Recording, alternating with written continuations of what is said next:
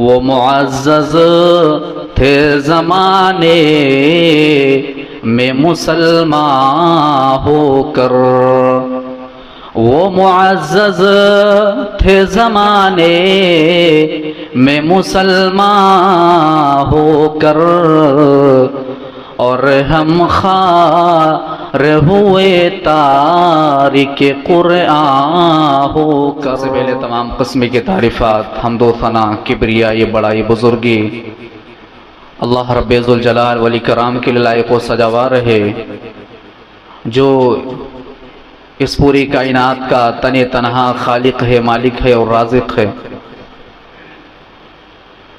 بعدہ لاکھوں کروڑوں اربوں خربوں بے گنتی بے حساب درود و سلام کے پھول نچھاور ہوں تمام نبیوں پر، رسولوں پر، بالخصوص اللہ کے آخری نبی امام کائنات سید الانبیاء احمد مجتبی محمد مصطفیٰ صلی اللہ علیہ وسلم پر۔ آج اس خطبہ جمعہ کے اندر کچھ باتیں جس موضوع پر رکھنی ہیں وہ قرآن کے تعلق سے، قرآن کی عظمت کیا ہے، قرآن کا مقام کیا ہے۔ افسوس آج ہم نے قرآن کی عظمت کو بھلا دیا، آج ہم نے قرآن کی فضیلت کو، جو فضیلت ہے وہ فضیلت ہم نے بھلا دیا۔ قرآن جس نبی پر نازل کیا گیا وہ نبی سید الانبیاء، تمام نبیوں کا سردار، تمام انسانوں کا امام۔ قرآن کی عظمت اس بات سے لگایا جا سکتا ہے کہ قرآن جو فرشتہ لے کر کے نازل ہوا وہ سید الملائکہ، تمام فرشتوں کا سردار بنا دیا گیا۔ قرآن جس امت پر نازل کیا گیا وہ امت خیر الامم، خیر امت کا لقب پاتی ہے۔ قرآن جس مہینے کے اندر نازل کیا گیا وہ تمام مہینوں میں سب سے افضل، سید الشہور، تمام مہینوں کا سردار کہا گیا۔ قرآن جس رات کے اندر نازل کیا گیا اس رات کو افضل اللیالی، تمام راتوں میں سب سے افضل رات، 1000 مہینوں سے افضل۔ قرآن جسم کے جس اعضاء پر نازل ہوا وہ اعضاء، جسم کے تمام جتنے اعضاء ہیں، جتنے پارٹس ہیں، ان میں سب سے بہتر یعنی دل، اللہ کے نبی صلی اللہ علیہ وسلم کے دل پر اللہ رب العالمین نے اس قرآن کو نازل کیا۔ اور اس دل کی اہمیت کیا ہے پچھلے خطبہ جمعہ کے اندر میں نے آپ کے سامنے پیش کیا۔ اگر دل کی دھڑکن بند ہو جائے تو انسان مر جائے گا، دل کی دھڑکن باقی ہے، جب تک سانس چل رہی ہے تب تک انسان زندہ ہے۔ تو قرآن جس اعضاء پر، جس حصے پر، جس پارٹ پر نازل کیا گیا وہ حصہ جسم کا سب سے بہتر اور افضل حصہ، یہ قرآن کی عظمت ہے۔ اور قرآن یہ وہ کتاب ہے جس کے اندر شک و شبہ کی کوئی گنجائش نہیں۔ دنیا والے کتابیں چھاپتے ہیں، کتابیں لکھتے ہیں، شروع میں یہ لکھ دیتے ہیں کہ اگر اس کتاب کے اندر کوئی غلطی ہوگی تو معاف کرنا، یا اس کتاب کے اندر اگر کوئی غلطی ہوگی تو ہماری اصلاح کرنا۔ قرآن یہ واحد کتاب ہے اس دنیا کے اندر، قرآن پڑھیے، الف لام میم ذالک الکتاب لا ریب فیہ ھدی للمتقین، یہ کتاب اللہ کی کتاب ہونے میں کوئی شک و شبہ کی گنجائش نہیں ہے، اس کتاب میں کوئی غلطی نہیں، اس کتاب میں کوئی شک و شبہ کی گنجائش نہیں، ھدی للمتقین، اور یہ کتاب تمام مومنوں کے لیے، تمام ایمان والوں، تمام متقیوں کے لیے ہدایت ہے۔ اور یہ کتاب، یہ قرآن ایسا نہیں ہے کہ اللہ نے اپنے نبی پر نازل کیا اور نبی نے قرآن کو اپنے الفاظ میں بیان کر دیا، نہیں، قرآن یہ اللہ کا کلام ہے، اللہ رب العالمین نے جس طریقے سے لفظ بلفظ اپنے نبی کو دیا، آج بھی وہ قرآن لفظ بلفظ موجود ہے، اس میں کوئی ایک حرف کی غلطی نہیں، ایک زبر اور زیر کی غلطی نہیں۔ لا تبدیل لکلمات اللہ، یہ قرآن کی عظمت ہے۔ مگر آج ہم نے اس قرآن کی اہمیت کو نہ سمجھا، آج ہم نے قرآن کی عظمت کو بھلا دیا۔ اللہ رب العالمین نے اسی بات کو قرآن مجید کے اندر بیان کرتے ہوئے کہا، اِنَّا عَرَضْنَا الْأَمَانَةَ عَلَى السَّمَاوَاتِ وَالْأَرْضِ، کہ ہم نے یہ امانت یعنی قرآن مجید آسمانوں کو دیا، ساتوں آسمانوں کو ہم نے پیش کیا کہ قرآن کی ذمہ داری اٹھا لو، ساتوں آسمانوں نے انکار کر دیا۔ ہم نے ساتوں زمینوں کو اس قرآن کو پیش کیا کہ قرآن کی ذمہ داری لے لو، ساتوں زمینوں نے بھی انکار کر دیا۔ والجبال، پہاڑوں کو بھی اللہ نے کہا کہ اس کی ذمہ داری لے لو، اس قرآن کو اٹھا لو، پہاڑوں نے بھی اس کی ذمہ داری لینے سے انکار کر دیا۔ فَأَبَيْنَا أَن يَحْمِلْنَهَا، انکار کر دیا، انہوں نے قرآن کو نہیں اٹھایا۔ وَحَمَلَهَا الْإِنسَانُ، ہم نے انسان کو قرآن پیش کیا، قرآن کی ذمہ داری انسان نے لے لی، انسان نے اٹھا لی۔ انہو کان ظلوما جہولا، لیکن اے انسان تو کتنا بڑا ظالم ہے، اے انسان تو کتنا بڑا جاہل ہے کہ تو نے قرآن کی ذمہ داری تو لے لی مگر اس کو پورا نہ کیا۔ انہو کان ظلوما جہولا، ذمہ داری کیا ہے؟ اتلو ما اوحی الیک من الکتاب، ذمہ داری یہ ہے کہ اللہ اپنے نبی سے کہہ رہا ہے اے نبی اس قرآن کی تلاوت کیجئے۔ اتلو ما اوحی الیک من الکتاب، اے نبی اس قرآن کی تلاوت کیجئے۔ اس کا یہ مطلب تھوڑی ہے کہ نبی قرآن کی تلاوت نہیں کرتے تھے، نعوذ باللہ، نبی قرآن کی تلاوت کرتے تھے، لیکن اللہ اس آیت کے اندر اپنے نبی کو حکم دے رہا ہے یہ بتانے کے لیے کہ اے میرے نبی کے ماننے والوں، جب نبی کو یہ کہا جا سکتا ہے کہ اس قرآن کی تلاوت کرو تو تمہارے اوپر یہ آیت کہاں تک پھر بیٹھتی ہے؟ اتلو ما اوحی الیک من الکتاب، اور تلاوت کا معنی کیا ہے؟ تلاوت عربی زبان میں کہتے ہیں پیچھے پیچھے چلنا۔ تلاوت یہ تلون سے بنا ہے، تلون اس اونٹنی کے بچے کو کہا جاتا ہے جو اپنے ماں کے پیچھے پیچھے چلتی ہے۔ وہ بچہ یا وہ بچی جو اونٹنی کا ہے، اس کی ماں سارے خطرات کو اپنے سامنے لیتی ہے۔ اگر کوئی خطرناک جانور حملہ کر دے یا کوئی مصیبت آ جائے، پریشانی آ جائے، اس اونٹنی کے بچے کو اس کی ماں بچاتی ہے۔ ہاذا تلون، قرآن کے پیچھے پیچھے چلو گے، اللہ رب العالمین یہ کہہ رہا ہے یہ قرآن تمہیں دنیا کے ظالم اور جابر قوموں سے بچائے گا۔ ہاذا تلون، قرآن کے پیچھے پیچھے چلو۔ آج ہم نے قرآن کے پیچھے پیچھے چلنا چھوڑ دیا۔ کبھی عمر فاروق نے کہا تھا کہ اے لوگوں، اللہ نے ہمیں اس قرآن کے ذریعے عزت دی، رفعت دی، بلندی دی، جب ہم نے اس قرآن کو چھوڑ دیا تو اللہ نے ہمیں ذلیل کر دیا۔ بتاؤ آج مسلمان کیا قرآن کے پیچھے پیچھے چل رہا ہے؟ آج ہم قرآن کی اہمیت کتنا جانتے ہیں اور قرآن پر کتنا عمل کرتے ہیں؟ اے لوگوں، قرآن تو وہ کتاب ہے، اللہ نے کہا ھدی للمتقین، ایمان والوں کے لیے دستور حیات ہے۔ زندگی گزار رہے ہو، یہ پوری ایک ڈائری ہے، یہ پورا ایک میسج ہے، زندگی کے اندر کب کیا کرنا ہے، زندگی کیسے گزارنی ہے، سارا کا سارا اس کے اندر بیان کر دیا گیا۔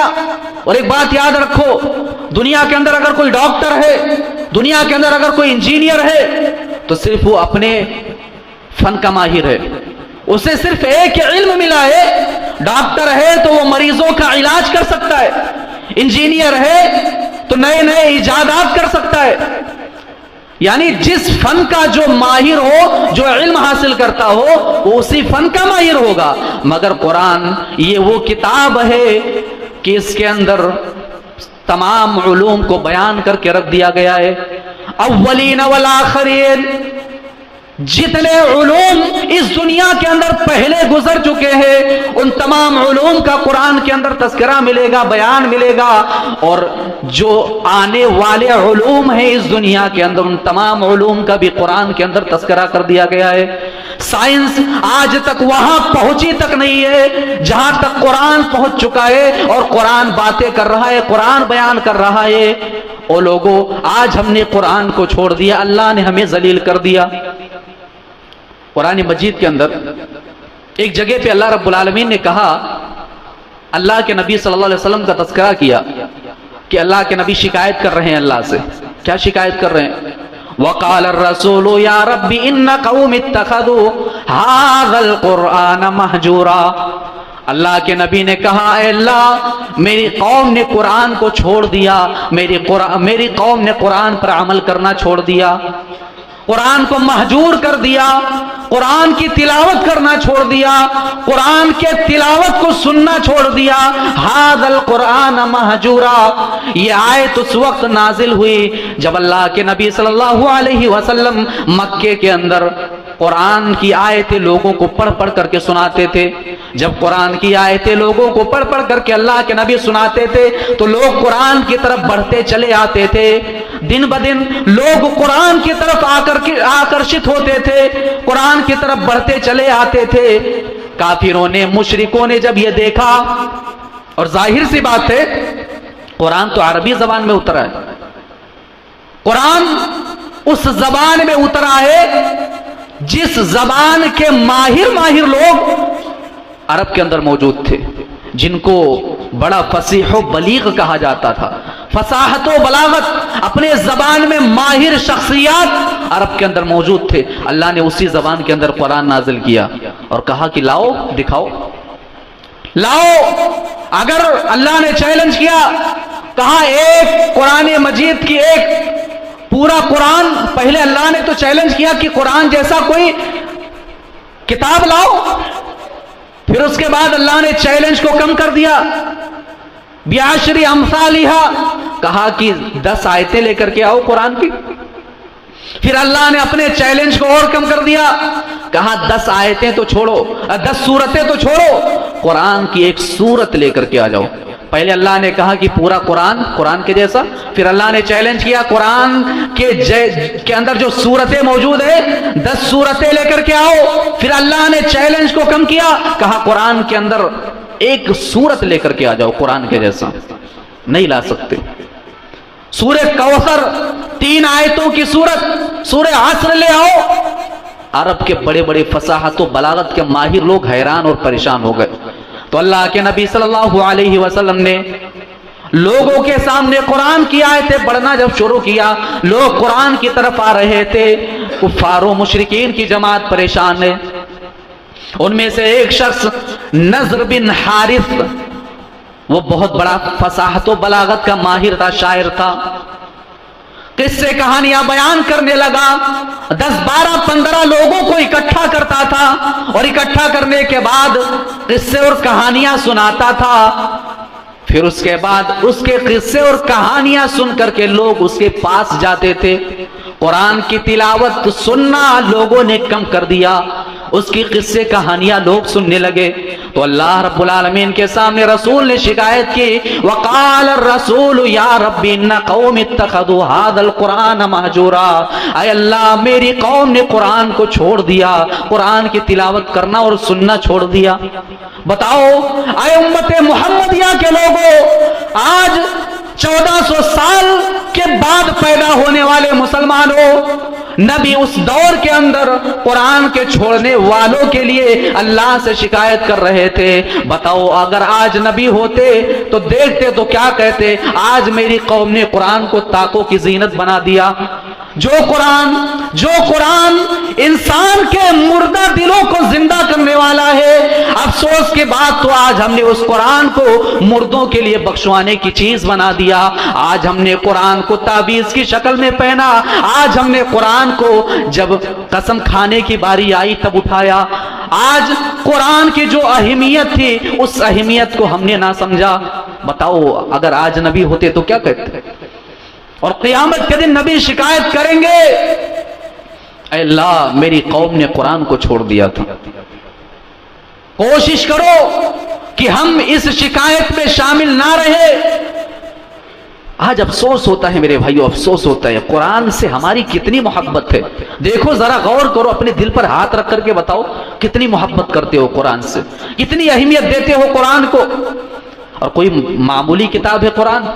قرآن تو وہ کتاب ہے، لو انزلنا هذا القرآن على جبل لرأيت، پہاڑ پر نازل کر دیا جاتا تو وہ پہاڑ بھی ریزہ ریزہ ہو جاتا۔ حضرت مصعب ابن عمیر مدینہ کے اندر گئے، اللہ کے نبی صلی اللہ علیہ وسلم نے معلم بنا کر کے حضرت مصعب ابن عمیر کو بھیجا، اے مصعب جاؤ لوگوں کو قرآن کی تعلیم دو، اے مصعب جاؤ لوگوں کو دین کی تعلیم دو۔ مصعب ابن عمیر بڑے مشہور صحابی ہیں، آپ تمام لوگوں نے ان کا نام سنا ہوگا، نوجوانوں کے لیے بڑا آئیڈیل ہیں۔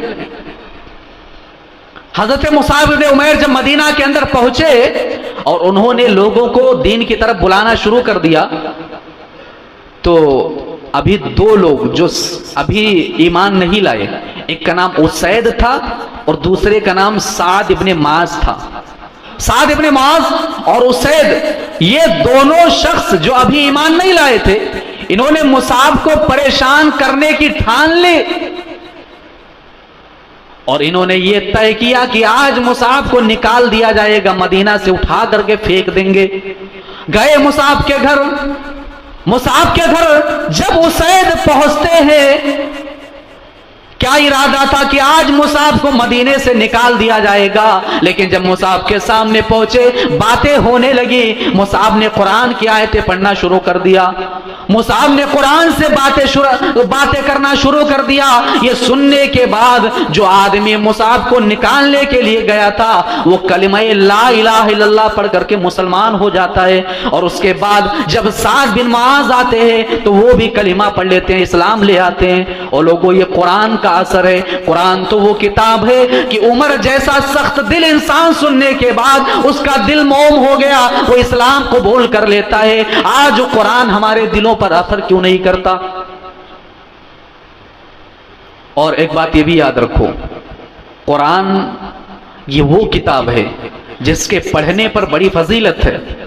قرآن کی عظمت کا اندازہ لگانا ہے تو اس بات سے لگا سکتے، نیکیاں چاہیے، جنت چاہیے تو قرآن کی طرف آؤ۔ ایک حرف پڑھنے پر اللہ 10 نیکیاں دے رہا ہے، 10 نیکیاں۔ کہاں کس راستے پر جا رہے ہو آپ؟ قرآن کو چھوڑ کر کے جنت مل سکتی ہے بھلا؟ بھول جاؤ جنت اگر قرآن تم نے چھوڑ دیا۔ آج دیکھو سماج اور معاشرے کے اندر حالات کیا ہے، سب کچھ دینے کے لیے تیار ہے انسان، سب کچھ لینے کے لیے تیار ہے انسان، ڈاکٹر بن جائے، انجینئر بن جائے، فلاں ڈگری لے لے، سرکاری نوکری مل جائے، یہ کر لے وہ کر لے، چاند پر پہنچ جائے، سورج پر پہنچ جائے، آسمان کی بلندیوں پر پہنچ جائے۔ ابھی تک سورج پر شاید کوئی نہیں پہنچا ہے، مگر ہو سکتا ہے پہنچ جائیں، اتنی محنت چل رہی ہے۔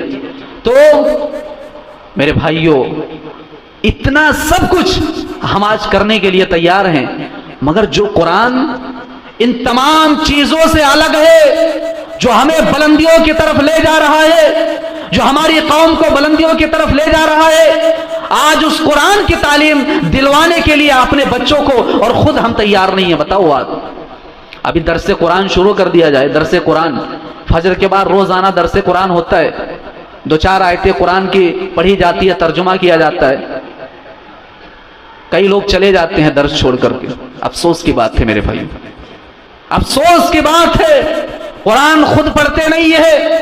2-4-10 منٹ کے لیے اگر قرآن کریم کی چند آیتوں کے ذریعے ہمیں کوئی پیغام مل رہا ہے تو اس کو سننے کے لیے آج ہم تیار نہیں۔ یہ آج ہماری حالت ہے۔ یہ قرآن سے محبت ہے بھلا؟ اگر قرآن سے محبت ہوگی تو بیٹھو گے، سنو گے قرآن کیا کہہ رہا ہے، قرآن ہم سے کیا مطالبہ کر رہا ہے قرآن۔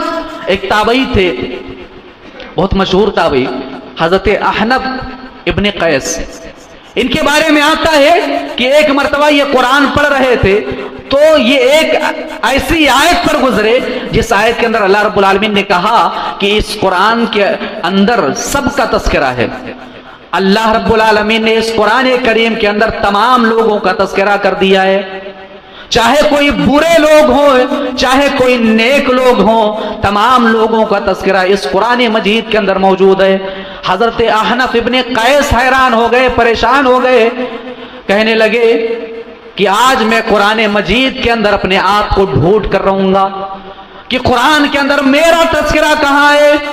قرآن کی آیتیں پڑھنے لگے، سورہ سجدہ میں پہنچ گئے، تتجافى جنوبهم عن المضاجع يدعون ربهم خوفا وطمعا۔ سورہ سجدہ کے اندر اس آیت پر پہنچے کہ میرے ایمان والے بندے، میرے متقی اور پرہیزگار بندے وہ ہیں جو راتوں کو کم سوتے ہیں، جو راتوں کو اٹھ کر کے تہجد کی نماز پڑھتے ہیں، جو اللہ کا ذکر کرتے ہیں، قیام اللیل کرتے ہیں۔ حضرت احنف ابن قیس نے کہا یہاں تو میرا تذکرہ نہیں ہو رہا ہے، میں ان لوگوں میں سے نہیں ہوں، میں تو تہجد کی نماز نہیں پڑھ پاتا ہوں۔ پھر اور آگے بڑھے، کانوا قلیلا من اللیل ما یہجعون، میرے متقی بندے، میرے پرہیزگار بندے، میرے ایمان والے بندے راتوں کو کم سوتے ہیں، اللہ کا ذکر زیادہ کرتے ہیں۔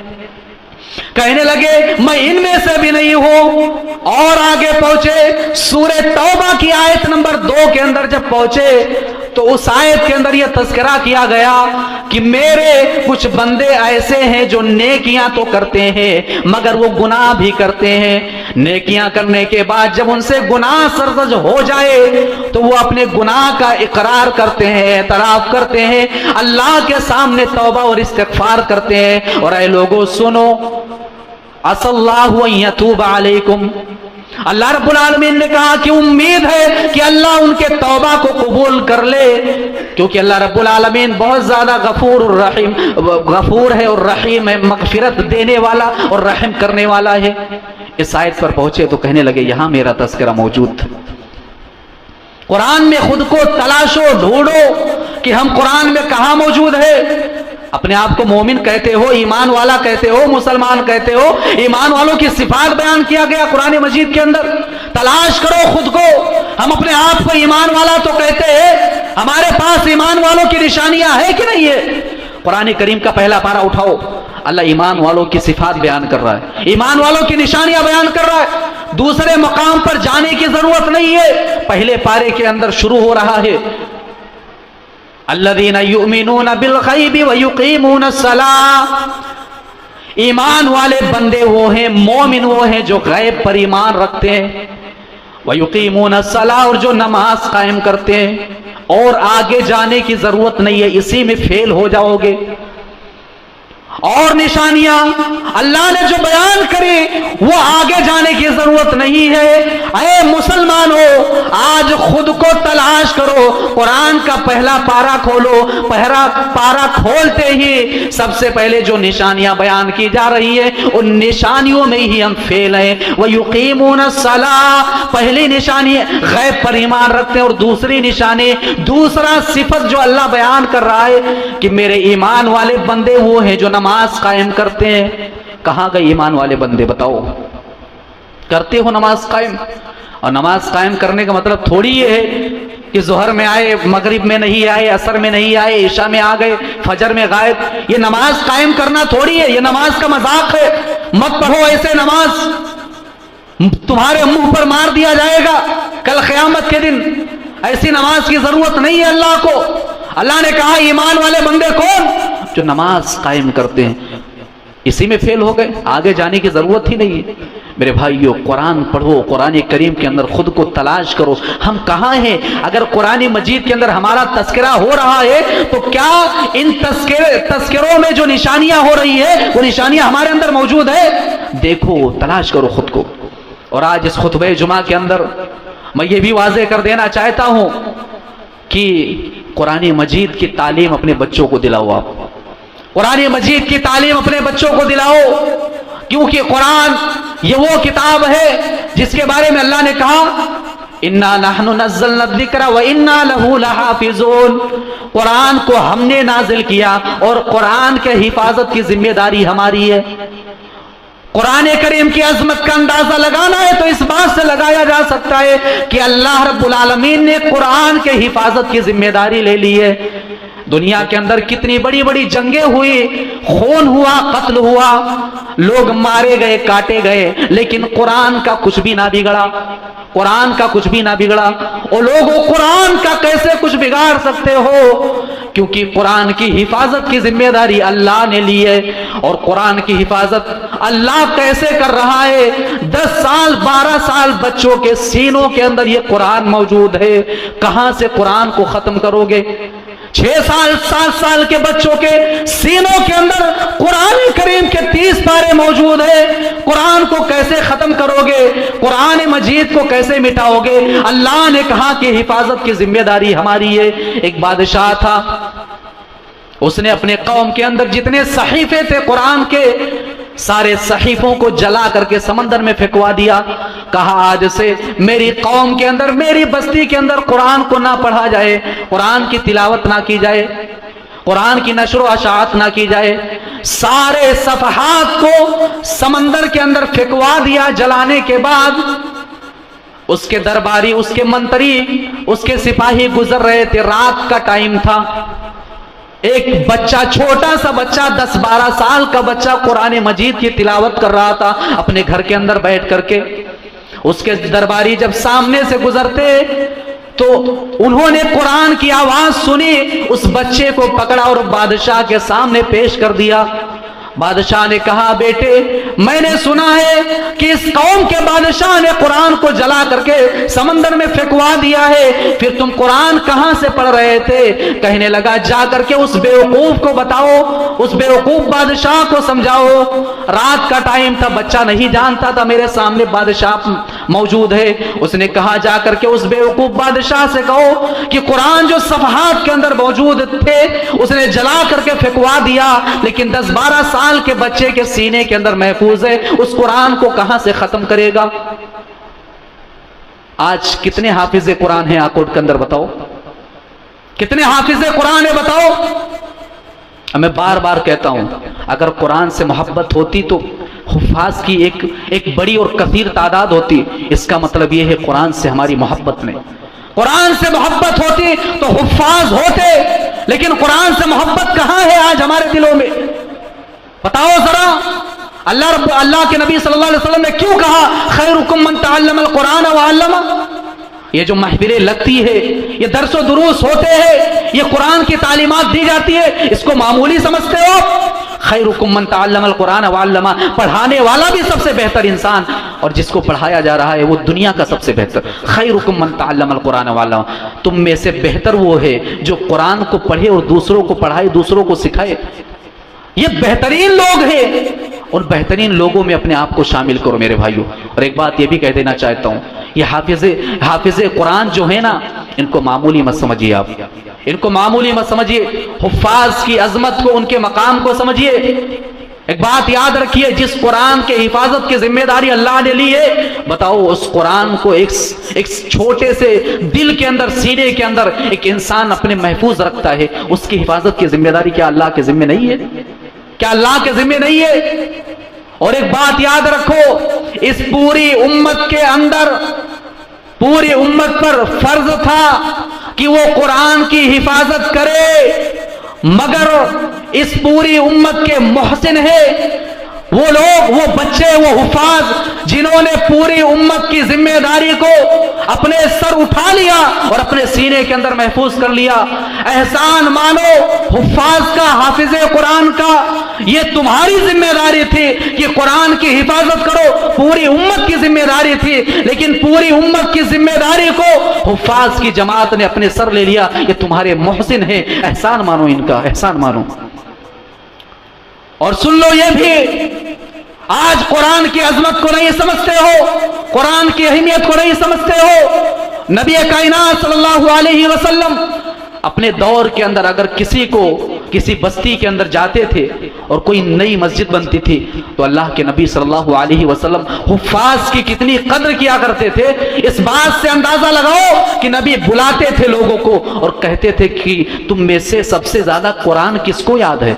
तुम में से सबसे ज्यादा कुरान किसको याद है? हाँ, अल्लाह के रसूल फला शख्स को याद है। अल्लाह के नबी उसको इमाम बनाते थे, इसको इमाम बनाओ, ये तुम्हारा इमाम है, یہ نبی نے حفاظ کی قدر کی اور امامت کے لیے آگے بڑھایا. اور یہی نہیں بلکہ ایک حافظ کی اتنی بڑی فضیلت تو ہے ایک طرف، مگر کل قیامت کا دن ہوگا، یہ حفاظ کے والدین کھڑے ہوں گے. اللہ رب العالمین کل قیامت کے دن یہ حفاظ کے والدین کو بلائے گا.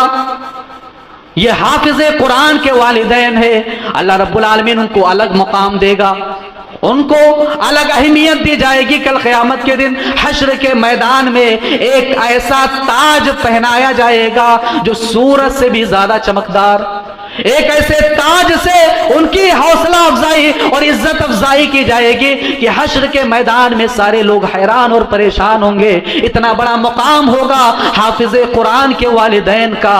وہ لوگوں جو قرآن کا حافظ ہو جائے اس کا کتنا بڑا مقام ہے. غور کرو، سوچو. تو آج کے اس خطبہ جمعہ کے اندر میرا خلاصہ یہ ہے، اور میرے پوری باتوں کا اور تقریر کا خلاصہ یہ ہے کہ میرے بھائیوں، قرآن کی عظمت کو سمجھو، قرآن کے مقام کو سمجھو، قرآن کو پڑھو، ترجمے کے ساتھ پڑھو، تدبر کرو، غور کرو قرآن مجید کے اندر، اور قرآن مجید کے مطابق اپنی زندگی کو گزارنے کی کوشش کرو. یہ آپ تمام لوگوں کی ذمہ داری ہے. اور قرآن جس دن ہم نے اپنے سینوں کے اندر بٹھا لیا اور اپنی زندگیوں کے اندر بٹھا لیا، اللہ کی قسم اس دن سے ہمارا عروج ہوگا، ہمارا عروج ہو جائے گا.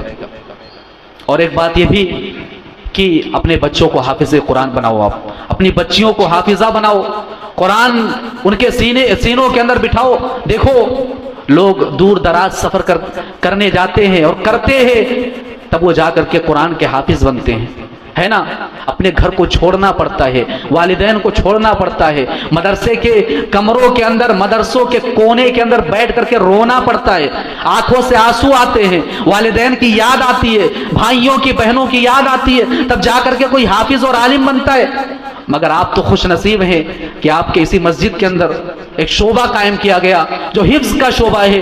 آپ لوگوں کی ذمہ داری ہے کہ اس شعبے کو قائم رکھیں. میں رہوں نہ رہوں، ہو سکتا ہے کبھی میں نہ رہوں، یہ بھی ہو سکتا ہے میری زندگی ختم ہو جائے، لیکن آپ اس شعبے کو قائم رکھیے، دائم رکھیے. یہ آپ کی ذمہ داری ہے میرے بھائیوں. اور اگر یہ شعبہ قائم رہے گا، اللہ کی قسم اس شعبے سے حفاظ نکلیں گے، حافظ قرآن نکلیں گے، آپ کے مصلی کی حفاظت کریں گے، آپ کے مسجد کی حفاظت کریں گے، اپنے لوگ ہوں گے، اپنوں کی قدر کریں گے، اپنوں کی تکلیف کو سمجھیں گے. اس بات کو سمجھو میرے بھائیوں، ہم آپ کی بھلائی کے لیے بیان کر رہے ہیں. جو بھی کہا جائے، کچھ بھی کہا جائے، قرآن مجید کے تعلق سے عمل کرنے کی کوشش کرو. رب تعالی ہم تمام لوگوں کو قرآن مجید کی عظمت کو سمجھنے کی توفیق دے. یا الہ العالمین ہمیں اپنے بچوں کو حافظ قرآن بنانے کی توفیق دے. یا الہ العالمین ہم قرآن مجید سے بہت زیادہ دور ہیں. یا الہ العالمین ہمیں ہمارا رشتہ قرآن سے مضبوط کر دے، ہمارا رشتہ قرآن سے جوڑ دے. یا الہ العالمین قرآن مجید کی آیتوں پر ہمیں غور کرنے کے، تدبر کرنے کی توفیق دے.